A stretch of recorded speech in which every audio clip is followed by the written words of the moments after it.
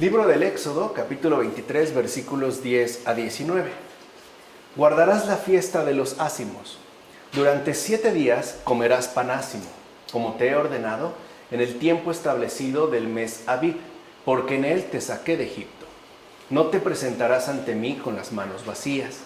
Llevarás a la casa del Señor, tu Dios, lo mejor de las primicias de tus campos. No cocerás el cabrito en la leche de su madre. La ley decía, no te presentarás ante mí con las manos vacías. Es decir, no aparecerás ante el Señor sin sacrificios, porque siempre hay algo que ofrecerle a Dios, siempre hay algo que darle, siempre hay algo que hacerle llegar. En primer lugar, gratitudes, también súplicas. Nunca con las manos vacías, porque la relación con Dios siempre está llena de contenidos. A veces eso es más por necesidades, pero también es cierto que a veces esta relación o ese sacrificio es de gratitud. Es lo que le ofrecemos, le damos las gracias por haber hecho tal o tal cosa en nuestra vida concreta. Le agradecemos tal o cual situación, le pedimos por tal o X circunstancia, pero nunca con las manos vacías. Porque no es un Dios abstracto, es un Dios vivo, cuya relación siempre está implicada por contenidos, un intercambio de gracia, de favor y también justamente de agradecimiento. Así pues, si no conviene entrar en la casa de Dios sin sacrificios, es porque conviene también más entrar en la asamblea con hermanos. En efecto, este sacrificio y ofrenda es mucho mejor que algún sacrificio en solitario. O sea, tampoco reducir la relación a Dios a algo supuestamente individual, como si fuera una relación a solas. También podemos entrar en ese sacrificio, por ejemplo, pidiendo, intercediendo por tal o cual persona o por tal o cual circunstancia en cualquier parte del mundo. No tiene que ser necesariamente de nuestros allegados, de tal manera que nuestra relación con Él también involucre siempre una dimensión de comunidad. Ya que en tal caso entras en la casa del Señor acompañado de más almas, y mientras más, mejor. En síntesis, el sacrificio es bueno, pero es mejor y más valioso guiar a otros a la iglesia, como afirma Juan Crisóstomo en sobre si tu enemigo tiene hambre. O sea, la salvación no es un asunto privado, no es una cuestión que solamente tiene que ver con mi propia vida. La salvación es algo que repercute en todos y tiene que ver absolutamente con todos. Por eso nuestro sacrificio está en dejar de ver nada más por uno mismo y también suplicar y atender las necesidades de toda la gente que nos rodea. En este caso, por ejemplo, necesidades ciertamente espirituales, pero también aquellos que logramos que se incorporen al buen camino, al camino que nosotros no hemos inventado o dispuesto, sino al camino al que asimismo hemos sido llamados. Por otra parte, aquí también se nos dice que mezclar la vida con la muerte resulta repulsivo. En efecto, lo que es alimento del animal vivo jamás debe usarse como condimento cuando está muerto, ya que lo que es causa de la vida está llamado a cooperar a la consumación del cuerpo. O sea, no se puede dar una mezcolanza, por ejemplo, basados en un determinado desorden. Tenemos siempre que integrar las cosas de tal manera que la vida contribuya efectivamente, coopere a la consumación plena del cuerpo. O sea, en síntesis, el cuerpo, pues, nuestra dimensión material, también está llamada a la santificación. De tal manera que no podemos velar, por ejemplo, únicamente por el espíritu a costa de descuidar el cuerpo, o al revés. No podemos dedicarnos netamente al cuerpo sin tener en cuenta la dimensión del espíritu, como afirma Clemente de Alejandría en los Strómata. Versículos 20 a 33 del capítulo 23. He aquí que yo enviaré un ángel delante de ti, para que te guarde en el camino y te conduzca al lugar que he preparado. Compórtate en su presencia y escucha su voz. No te rebeles contra él, porque no perdonará vuestro delito, ya que mi nombre está en él. No habrá en tu tierra mujer que aborte, ni que sea estéril, y colmaré el número de tus días. Aquí cambia el matiz, cambia como el acento de las palabras. Mira, era Josué el que debía introducir al pueblo en la tierra de la promesa, no Moisés. Y lo llaman ángel tanto por las obras que había de llevar a cabo como por su oficio de profeta, ya que él anuncia la voluntad divina. Aquí aparece la figura de Josué en términos de un ángel, un mensajero. De hecho, Moisés es justo el iniciador, pero no va a ser el consumador. El consumador será Josué. Y esto involucra también que se pone al descubierto este rasgo que habíamos comentado con anterioridad en la persona de Moisés, la humildad. Moisés sabe perfectamente que él está llamado a iniciar un camino, pero no a terminarlo. Eso a él no le corresponde. De tal forma entonces que nosotros aprendemos a que las obras en las que el Señor nos invita a participar no necesariamente tendrán que ser terminadas por nosotros mismos. Nosotros hacemos una labor.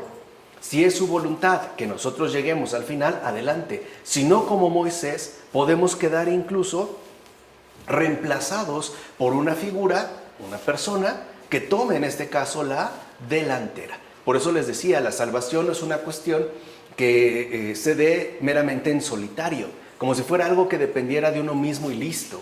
A veces, por ejemplo, quizá la salvación no llegará a nuestros hijos por vía directa, sino quizá por medio de otra persona. Y también hay que ser humildes para entender los planes que Dios tiene establecidos. O sea, no todo es por algo que vaya por propia cuenta. Hay una especie de involucramiento de unos con otros para un beneficio mayor. Lo mismo que Juan, entonces precursor de Cristo, cuando es enviado a preparar el camino del futuro, como afirma Tertuliano en contra de los judíos. Aquí vemos también la insistencia en que el verdadero colaborador de Dios no asume ni un papel protagónico, ni tampoco una posición en extremo definitiva. No, es simplemente una disponibilidad de servicio adecuada a lo que el Señor va solicitando. Lo mismo que Juan. Juan es el precursor, es el que anuncia al Señor.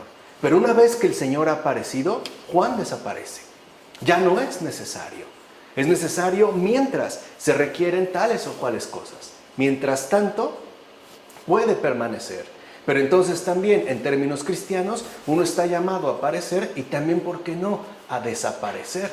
Ojalá que el Señor mande muchos más, ¿no?, ángeles delante de nuestra obra para que lleguen más adelante y se puedan dar incluso frutos mucho más grandes. Por último, es necesario distinguir el amor carnal del amor espiritual, que es también la lección que se nos da en estos versículos. En efecto, el hombre interior no es idéntico al hombre exterior, ya que uno puede carecer de hijos y ser estéril, mientras que otro abunda en hijos. Si esto es así, de la misma manera que hay un amor llamado carnal, que los poetas llaman eros, y quien ama, según él, siembra en la carne, así también es verdad que existe un amor espiritual. Se nos está hablando de estos dos órdenes del amor, el amor carnal y el amor espiritual. De hecho, el hombre interior es el que ama sembrando en el espíritu. Por decirlo con mayor claridad, si hay alguien portador de la imagen del ser humano terreno, según el hombre exterior, a éste lo mueve el deseo y el amor terrenos. En cambio, al portador de la imagen del hombre celeste, según el hombre interior, lo mueven tanto el deseo como el amor celeste. Por eso se nos indica que el espíritu es entonces la verdadera fuente de la fecundidad, como afirma Orígenes en los comentarios al Cantar de los Cantares. O sea que nosotros también no debemos perder de vista que la prioridad que adquiere nuestra vida cristiana en este mundo es espiritual, aunque eso no excluye lo material.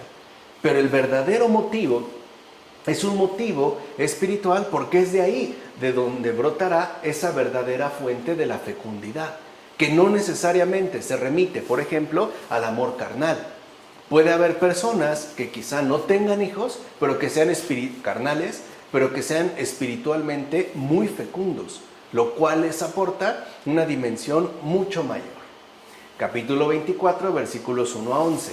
Después el Señor dijo a Moisés: subid hasta el Señor tú y Aarón, Nadab y Abihú, con 70 ancianos de Israel. Vosotros os postraréis a distancia. Solo Moisés se acercará al Señor. Ellos no se acercarán y el pueblo no subirá con ellos. Luego subieron Moisés y Aarón, Nadab y Abihú y los 70 ancianos de Israel. y contemplaron al Dios de Israel. Había bajo sus pies como un enlosado de zafiro, con un brillo semejante al del cielo. Dios no extendió su mano sobre estos elegidos de los hijos de Israel y pudieron contemplar a Dios. Después comieron y bebieron. Solo Moisés podía acercarse y los demás no, ya que no eran todavía capaces de soportar la gloria de Dios. Recuerden lo que dijimos en versículos anteriores. Dominaba en este momento el temor, no el amor.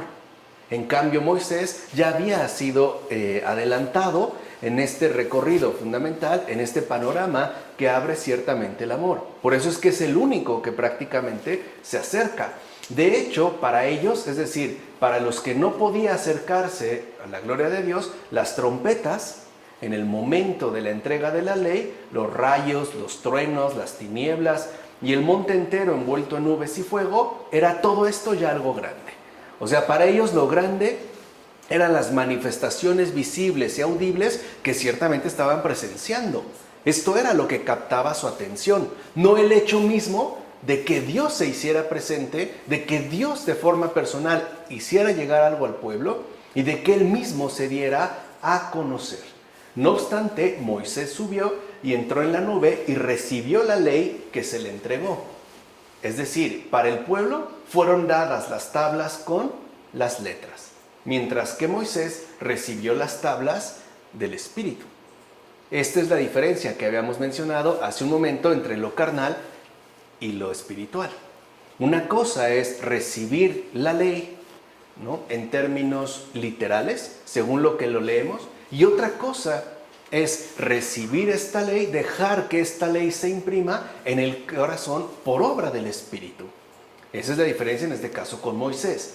Por eso no todos pueden llegar a la cima, ya que no se elevan hasta lo alto según el Espíritu. Hay quienes, por decirlo de esta manera, como afirma Gregorio Nazanceno en la Apologética, prefieren quedarse en el nivel literal, porque ahí pueden acomodar las cosas más o menos a su antojo. En cambio, elevarse hasta lo alto según el Espíritu involucra, por una parte, un mayor grado de compromiso definido y por otra, una mayor docilidad de conducción. ¿Se acuerdan cómo antes el pueblo había dicho a Moisés, habla tú con él, nosotros no, no sea que muramos, ¿no? O sea, querían mantenerse ciertamente a una distancia, claro, porque es mucho más cómodo. La cercanía con Dios también lleva sus respectivos compromisos y sus respectivas exigencias. Exigencias que, como ya vimos anteriormente, no son nada fáciles, porque son según la gracia. ¿Qué fue lo que vieron los demás en aquella ocasión? Pues todas las cosas visibles y sensibles que fueron producidas en atención a la criatura humana. De hecho, sujeta al Creador para significar la presencia del Dios invisible. Padre, Hijo y Espíritu Santo. Entonces, que haya habido la nube, los truenos, los sonidos de trompeta, etcétera, no es porque fuera algo necesario para Dios. Fue en atención para la propia criatura humana, para la gente, en este caso en general. Era un modo, pues, de significar esta presencia misma de Dios, que en principio es invisible y que además es Padre, Hijo y Espíritu Santo. De hecho, el Dios invisible, en cuanto tal, es decir, en su eterno poder y divinidad, no puede ser conocido por las criaturas. Como afirma Agustín en Sobre la Santísima Trinidad, ¿quién puede conocer a Dios como Dios mismo? En tanto Dios, no podemos. De hecho, la encarnación también es una concesión a la criatura humana, pero no por ello está agotado el misterio. No podemos conocerlo tal y como es Dios en su eterno poder y divinidad. Así pues, fíjense, una vez nutridos con la contemplación de Dios, o sea, una vez que han recibido el alimento espiritual, entonces sí, a continuación se puede comer y beber para completar la alimentación que en verdad necesitamos. O sea que el ser humano sí posee una adecuada dieta nutricional. Y la verdadera dieta nutricional para cualquier ser humano es la contemplación de Dios, la oración, ¿no?, la dimensión espiritual y también, evidentemente, el comer y beber. Pero aquí lo que se nos deja en claro es qué va primero. Si recuerdan, es el mismo esquema que el Sermón de la Montaña. Primero la contemplación de Dios, la escucha de la palabra y después, ahora sí, comer. E incluso comer hasta hartarse, como lo menciona el Evangelio. Pero a partir de este cuadro completo nutricional. Hay personas que a lo mejor andamos anémicas, o bien porque nos falta contemplación de Dios, o porque nos falta comer y beber, y nuestra alimentación es insuficiente. No, las dos tienen que ir juntas. Eso es lo que humanamente necesitamos. Alimento espiritual, contemplación de Dios, y alimento terrenal. Es decir, comer y beber. Capítulo 24, versículos 12 a 18. Dijo el Señor a Moisés: sube hacia mí a la montaña y quédate allí, pues voy a darte las tablas de piedra con la ley y los mandamientos que he escrito para instruirles. Moisés penetró dentro de la nube y subió hacia la montaña, y permaneció en la montaña 40 días y 40 noches. O sea que para recibir estas tablas no fue algo instantáneo, requirió un proceso. Mira, el quitar la piedra rodada simboliza el descubrimiento de los misterios divinos que ciertamente permanecían escondidos en la letra inicial de la ley. Estamos hablando pues de los inicios. En efecto, la ley se escribió sobre piedra al principio, no fue Moisés. Dios mismo, ¿no?, escribió en estas piedras las leyes, no Moisés. De hecho, cada uno de nosotros, cuando creemos en la pasión y en la resurrección del Señor, abre su propio sepulcro. O sea, salimos pues de esta prisión de muerte, se remueve la piedra, ¿no?, la piedra rodada, y podemos acceder a la fuente de vida, al misterio de Dios mismo, el cual hasta entonces efectivamente permanecía cerrado.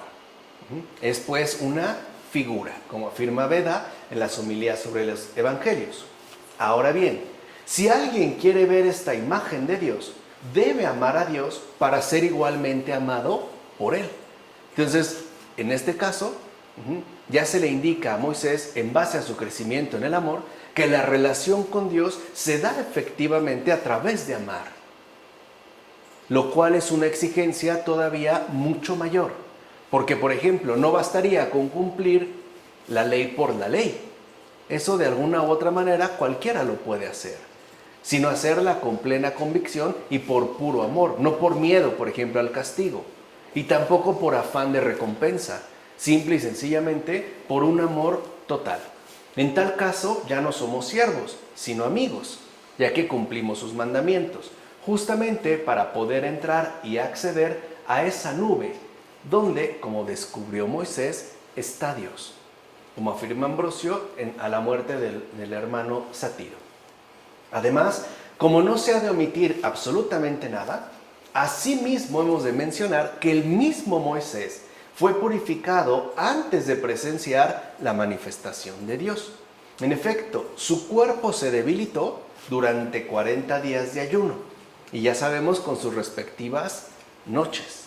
Y por tanto, todo él se transformó en la gloria de la divinidad, razón por la cual aparecía brillante por la luz divina en la oscuridad total de nuestro corazón. Tal luz no la puede contemplar la mirada de los simples mortales, ya que su condición no les permite acceder a otra cosa más allá de las propias realidades mortales. O sea, el pueblo en general veía una cosa, pero Moisés fue purificado para ver todavía algo más, la gloria misma de la divinidad. Así pues, para ver a Dios hay que asemejarse a Él. No es algo en lo que uno tome una distancia, no se trata de un espectáculo, donde, por ejemplo, asumiríamos una mera postura de espectadores. Tenemos que ser literalmente integrantes, o sea, quedar integrados dentro de la misma ejecución de tal manifestación. Por eso Moisés aprendió y enseñó que para vivir en la presencia de Dios es necesario purificar las propias tinieblas según lo indicado por Dios mismo. O sea, cumpliendo todas las indicaciones que ha dado previamente. Recuerden que antes de la entrega, ¿no?, de las tablas, ha dado muchísimas indicaciones. Ha dado muchísimos criterios de vida. ha dado muchísimos señalamientos, ha enseñado pues ya cómo se pueden purificar estas propias tinieblas para acceder a su presencia. Solo así no nos faltará nunca los divinos socorros de la vida divina, como afirma Pedro Crisólogo en el sermón.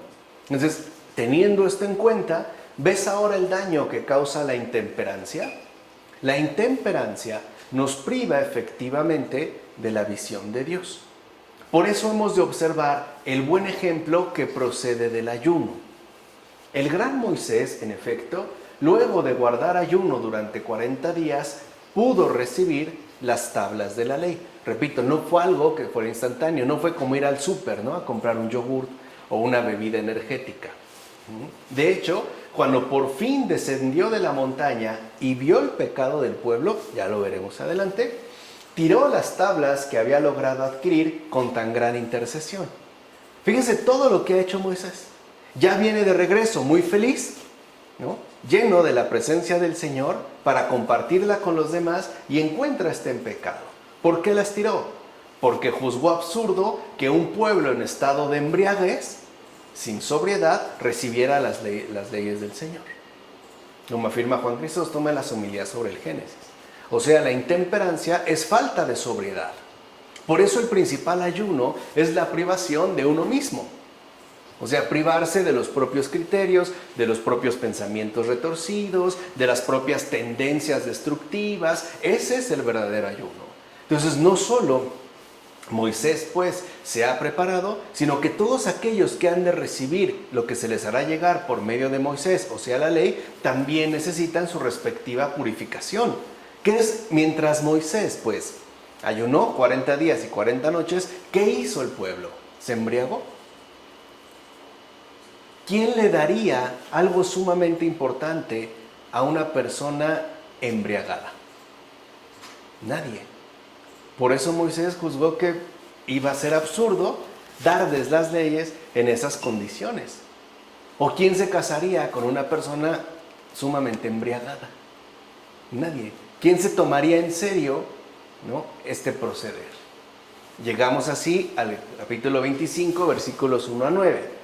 El Señor dijo a Moisés: esta es la ofrenda que habéis de coger: oro, plata y bronces, púrpura violácea, púrpura escarlata y carmesí, lino fino y pelo de cabra, pieles de carnero teñidas de rojo, pieles selectas y maderas de acacia, aceite para lámparas, aromas para el óleo de unción y para el incienso aromático, piedras de ónice y piedras de engaste para el efod y el pectoral. Construyen un santuario para que habite en medio de ellos. Lo haréis conforme al modelo del tabernáculo y de los utensilios que te voy a mostrar. En primer lugar, en la antigua ley se mandaba ofrecer para ornato del tabernáculo grana 2 veces teñida. Es decir, en este ornato en particular debía de ser teñido 2 veces, no bastaba con una, 2. Justo para que nuestra caridad se presente ante los ojos del Señor teñida 2 veces con los 2 colores del amor de Dios y del prójimo. Recuerden que esa es la alianza fundamental que se ha establecido. Es decir, el amor a Dios y el amor al prójimo son prácticamente inseparables. Solo así una persona ama verdaderamente con un corazón puro. Ese es, pues, el verdadero ornato. El ornamento que debe acompañar al creyente. En este caso, al servidor de Dios. Por eso entonces la grana, recuerden que la grana es roja, ¿no? Es 2 veces teñida según las indicaciones dadas por el Señor. Además, recuerden también que este color rojo es el color que se adjudica a la sangre. Por tanto, se está aludiendo también a la pasión del Señor, donde debemos de ser teñidos también 2 veces. ¿Por qué 2 veces? Primero, con el color purificador que nos aporta el agua bautismal. Esa es la primera teñida. Y la segunda, a partir de la sangre de redención derramada por Jesucristo. Así nosotros alcanzaremos también este amor con un corazón verdaderamente puro que incluye y no separa jamás el amor a Dios y el amor al prójimo. Bueno, como afirma Gregorio Magno en las homilías sobre los evangelios. Por último, De igual manera debemos tener en cuenta lo siguiente: lo establecido en aquella ocasión era solo un modelo. Como cuando alguien hace una maqueta, para después llevar a cabo ya la obra concreta, era un modelo. Ya que este tabernáculo, al ser de índole temporal, fue hecho para dar a conocer lo que era pasajero. Quiere decir que las indicaciones dadas por el Señor para este tabernáculo eran para algo ciertamente pasajero, algo temporal, algo incluso, por decirlo con más precisión, provisional, pero no por ello hecho a la ligera. Dios no es mal hecho. Véanlo en una flor. Una flor es también algo provisional. Su esplendor, su belleza no dura para siempre. No obstante, no es una fea flor. Alcanza su plenitud, aunque sea algo pasajero, la hierba del campo, que a veces ni vemos, aunque sea ciertamente provisional. No obstante, este modelo sería reemplazado por la iglesia, la cual es la realidad perfecta que permanece eternamente. De hecho, aquel tabernáculo debía ser honrado por ser justamente el modelo del tabernáculo celestial, como afirma Efrén de Nisibi en su comentario sobre el Éxodo. Y tiene que ver con la misma actitud que hace un momento mencionamos en relación a Moisés. Se da a él, ¿no?, a realizar una tarea, pero no se queda instalado en donde fue colocado. Está también dispuesto a renunciar. Por eso, si este primer tabernáculo les fue dado como modelo, era para concentrarse en las indicaciones dadas, pero después también con la misma disposición de ánimo para renunciar a lo establecido y dar paso todavía a esa realidad aún mayor. El paso, si lo quieren ver así, del tabernáculo hebreo a la iglesia del Señor. El hecho de no cerrarse, pues, a esta dinámica de crecimiento, de desarrollo. Versículos 10 a 22 del capítulo 25. Fabricarás un arca de madera de acacia de 2 codos y medio de largo, 1 codo y medio de ancho y 1 y medio de alto. La revestirás de oro puro por dentro y por fuera, y pondrás alrededor de ella una moldura de oro. Fíjense, es algo provisional, pero está bien detallado, bien hecho. Fundirás oro para 4 anillas que pondrás en sus 4 ángulos, 2 a un lado y 2 al lado opuesto. Labrarás 2 querubines de oro, serán de oro macizo y estarán en los 2 extremos del propiciatorio. Cada querubín estará en un extremo, formando un solo cuerpo con el propiciatorio en ambos extremos. Los querubines tendrán las alas extendidas hacia arriba, cubriendo con ellas el propiciatorio, y sus rostros estarán uno frente a otro, mirando al propiciatorio. Pondrás el propiciatorio sobre el arca, dentro de la cual colocarás el testimonio que te voy a dar. Vean, esto también es parte de la preparación. Le dice, no solamente le está diciendo el Señor lo que le va a dar, sino en dónde lo tiene que colocar y de qué manera lo tiene que hacer. Si ponemos atención, pues, a las disposiciones del tabernáculo, veremos entonces que son tipos llenos de significado. Aquí, digamos, los anuncios que se van dando son tipos llenos de significado. En efecto, este tabernáculo, ¿de qué es figura? Sino de la Santa Iglesia. Recuerden lo provisional. Mira, se manda poner 4 anillas de oro en los 4 ángulos. Recuerden que metía, ¿no?, como 2 palos para poder transportarla. 4 anillas de oro en los 4 ángulos, precisamente porque la iglesia, extendida por las 4 partes del mundo, o sea, abarcándola por entero, declara estar sostenida por los 4 libros del Santo Evangelio. Que aquí ya se ve desde un principio que los evangelios iban a ser solamente 4, como 4 son, no más. Y se hacen varales de madera de acacia que se introducen en las anillas para llevarla, porque se han de buscar doctores fuertes y perseverantes como barras incorruptibles, en tanto sostenes fuertes que, siendo siempre fieles a la enseñanza de los libros sagrados, proclamen la unidad de la Santa Iglesia. Vean que de aquí ya se empezaba a hablar de estos soportes que hoy llamamos doctores de la Iglesia, que son los que ayudan, pues, ¿no?, a ir perseverando de manera incorruptible según la enseñanza de los libros sagrados. Así pues, llevar el arca con los varales es llevar la Santa Iglesia con la predicación de los buenos doctores a la vida de los fieles e infieles. Por eso se ordena también que los varales se cubran de oro, para que los pastores, al hacer vibrar a lo que están entregados al oficio de la predicación, no abandonen jamás el estudio de la Sagrada Escritura, como afirma Gregorio Magno en la regla pastoral. O sea que desde aquí, según estas indicaciones, la iglesia iba a ser una realidad viva, con sus respectivos sostenes, ¿no?, sus anillales, las argollas y los doctores que la iban a poder finalmente, ¿no?, acompañar y sostener a lo largo del tiempo.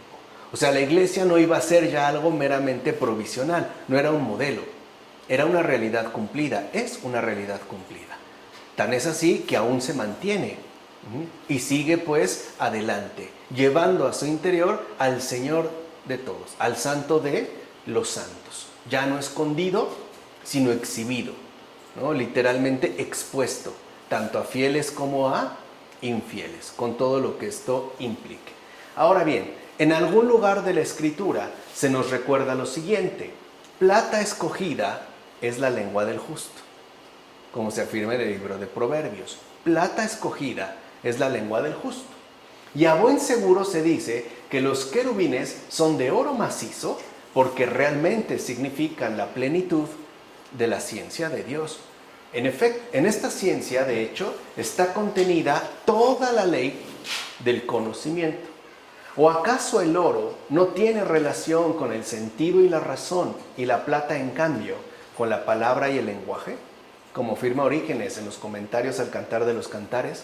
O sea que en este caso, la verdadera ciencia, la ciencia de Dios, representada en este caso por los querubines, involucra ese brillo resplandeciente con el cual tiene que emerger la razón y por ende el sentido. O sea que a Dios también se llega por medio de la razón, con esta purificación como el oro, para quitar todo aquello que nos impide o nos obstaculiza la contemplación de Dios.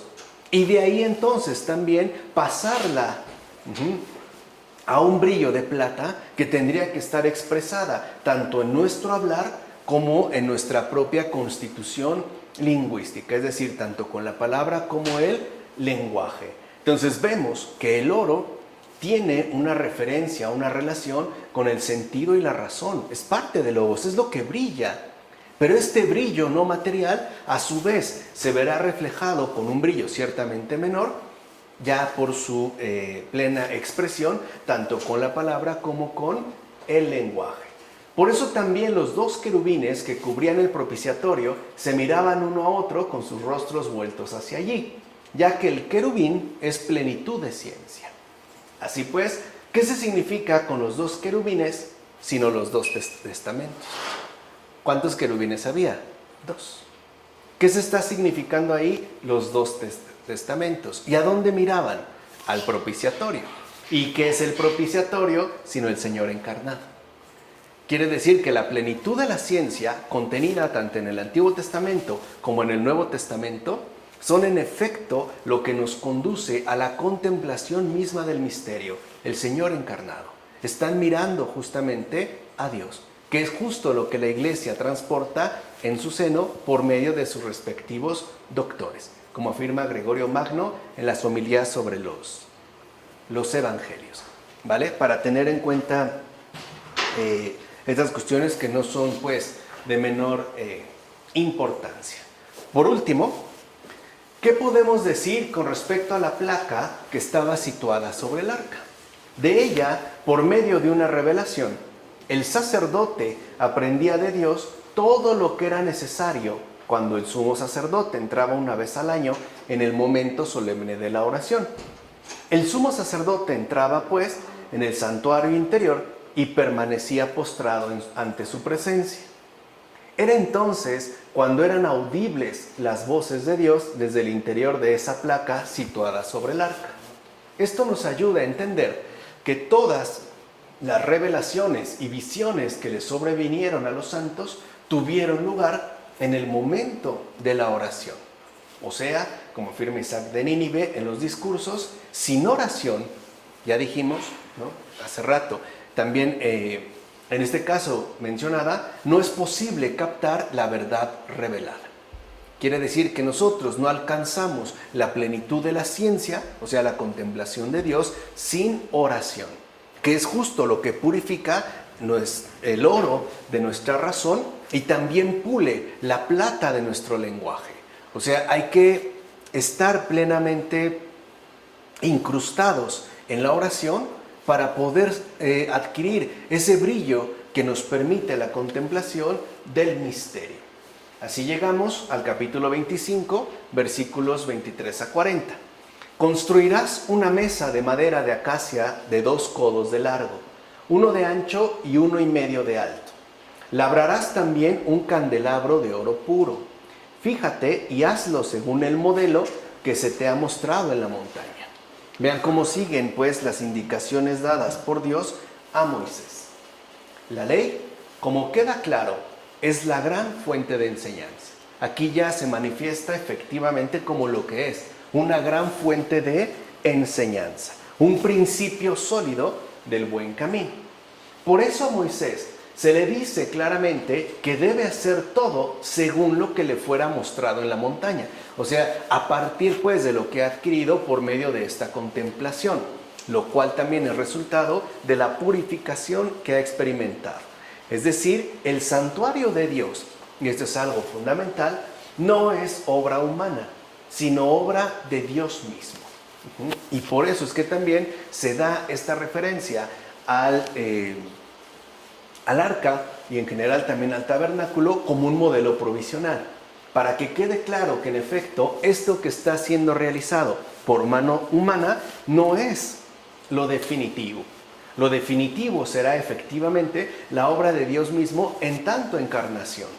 En efecto, todo parece indicar que en esta tierra las indicaciones de Dios fueron entonces la pedagogía necesaria para todos aquellos que de un modo u otro debían ser conducidos hacia Cristo, porque hacia allá apunta efectivamente la esencia de la ley, hacia el Señor. Lo habíamos mencionado hace un momento cuando hablamos de los 2 querubines.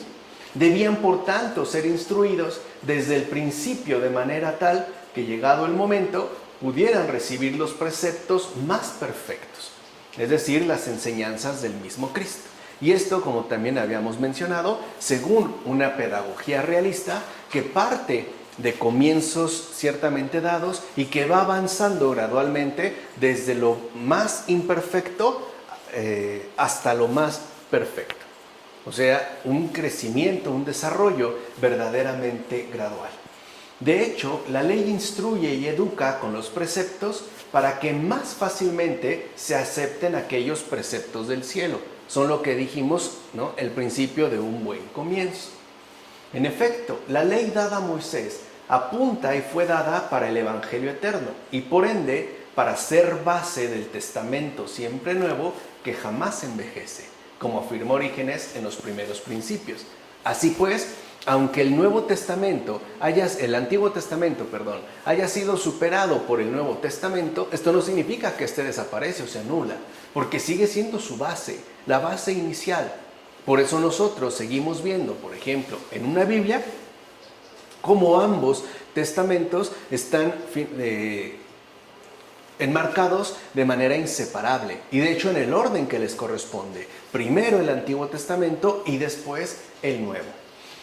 Así pues, debemos descorrer el velo de la letra para poder contemplar la verdad pura y sincera. Mira, el artístico tabernáculo que Dios mandó fabricar a los antiguos hebreos fue imagen de la iglesia. De hecho, fue un modelo sensible que ciertamente representaba los misterios futuros. Recuerden que en el caso del Señor, muchas cosas hablan no del presente, sino de ese futuro, ¿no?, de ese acontecer de Dios. Pues el ejemplar que mostró Dios a Moisés en el monte, según el cual se construyó el tabernáculo, era una viva estampa del domicilio celeste, al cual aspiramos también nosotros. Ciertamente, la pobre humanidad no ha llegado aún a aquella verdad pura y nítida, la cual ni soportar podemos mientras vivimos en esta vida mortal, ni podemos resistir según nuestros débiles ojos. Por eso los judíos anunciaron solamente la sombra de la imagen. En cambio, nosotros celebramos una imagen clara, aunque no definitiva. Y esto es algo importante. Aunque nosotros hablemos ciertamente ya de la iglesia como la imagen clara que ha sido realizada, no significa que en efecto esta sea lo absolutamente definitivo, ya que la verdad pura y sincera solo se nos revelará exactamente después de la resurrección. Es decir, cuando por fin, ahora sí, veamos el tabernáculo celestial, cuyo fundador y arquitecto es Dios mismo, como afirma Metodio en el banquete. O sea que la iglesia, también en la forma actual en la que nosotros la conocemos, no es lo definitivo, no es que así se quede de manera perpetua.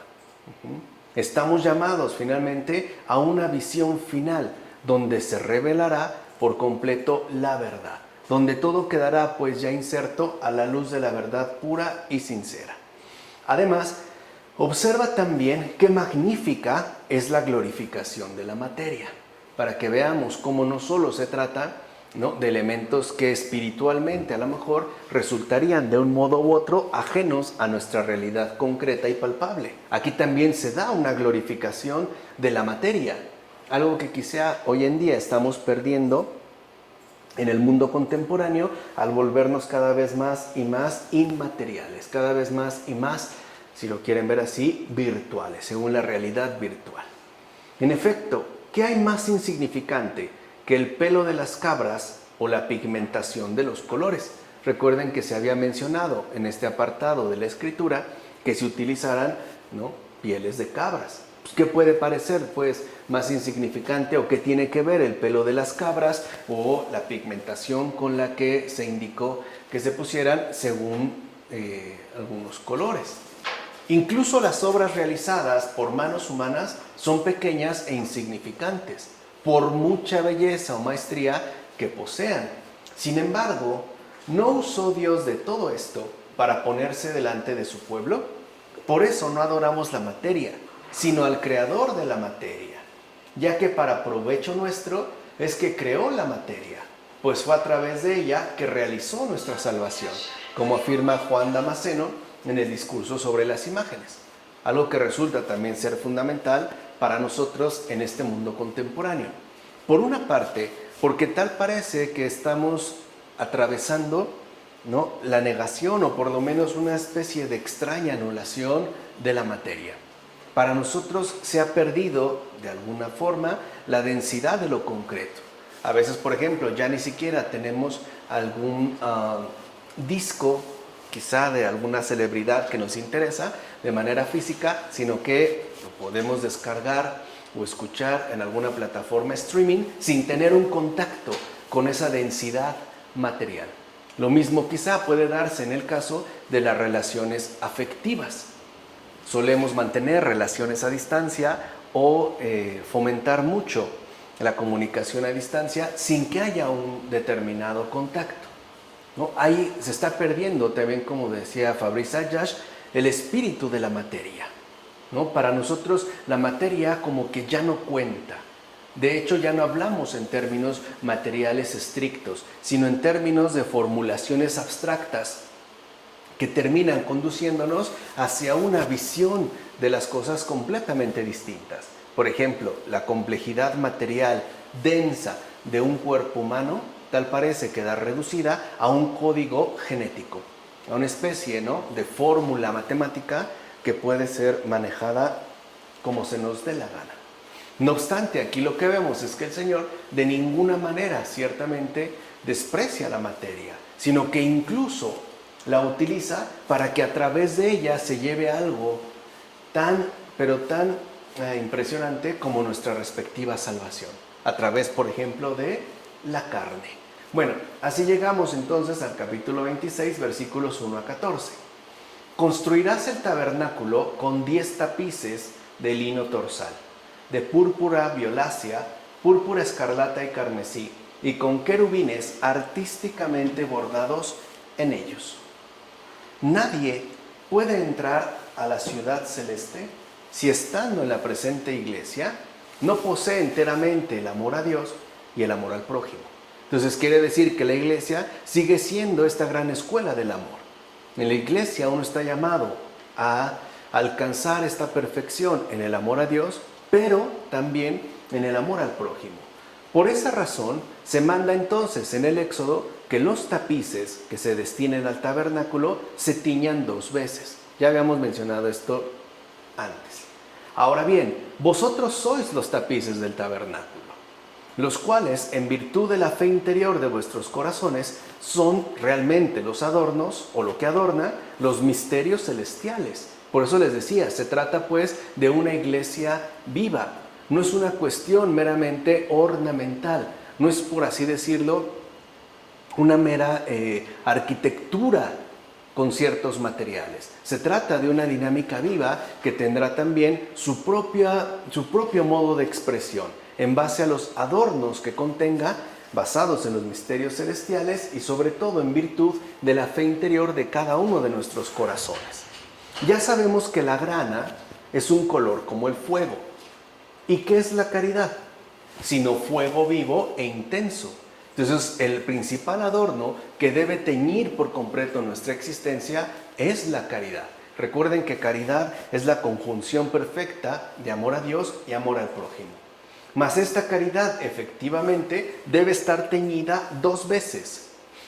Si no, está incompleta, es decir, debe estar empapada en amor a Dios y en el amor al prójimo. Solo así es que alcanzamos este verdadero ornato que se nos indica, como afirma Gregorio Magno en las homilías sobre los evangelios. Capítulo 26, versículos 15 a 30. Harás también para el tabernáculo unos tablones de madera de acacia.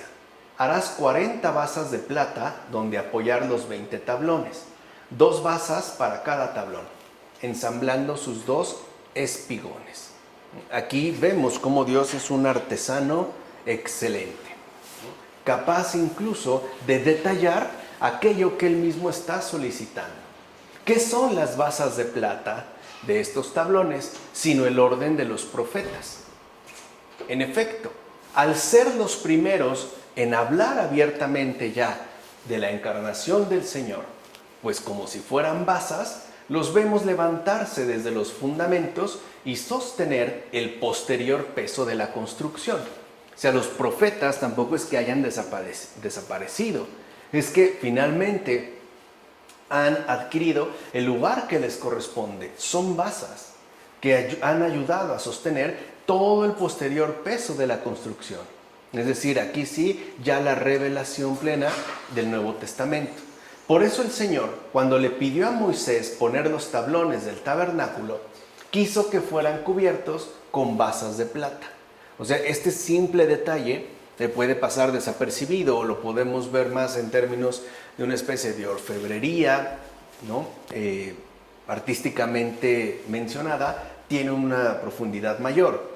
¿Y qué son los tablones? Sino la dilatada predicación de los apóstoles extendida por todo el mundo. Entonces las basas, por ejemplo, serían justamente los profetas que han dado el sostén necesario para esa dilatada predicación de los apóstoles, la cual efectivamente ahora ya ha quedado extendida por todo el mundo.